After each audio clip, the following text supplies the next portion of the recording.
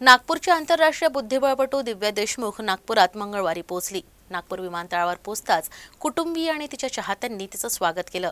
दिव्यानं 45व्या बुद्धिबळ ऑलिम्पियाडमध्ये भारताला सुवर्ण पदक मिळवून देण्यात महत्त्वाचं योगदान दिलंय।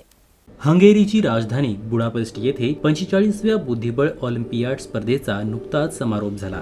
या स्पर्धेत भारतासाठी सुवर्ण पदक जिंकल्यानंतर दिव्या मंगळवारी सकाळी नागपूरला पोहोचली। नागपूर विमानतळावरून बाहेर पडल्यानंतर दिव्याचं चेस असोसिएशन नागपूरचे कार्याध्यक्ष एस सोमन आणि सचिव भूषण श्रीवास यांनी स्वागत केलं। भारताच्या युवा बुद्धिबळपटूंनी बुद्धिबळ ऑलिम्पियाडमध्ये शानदार खेळ दाखवला होता।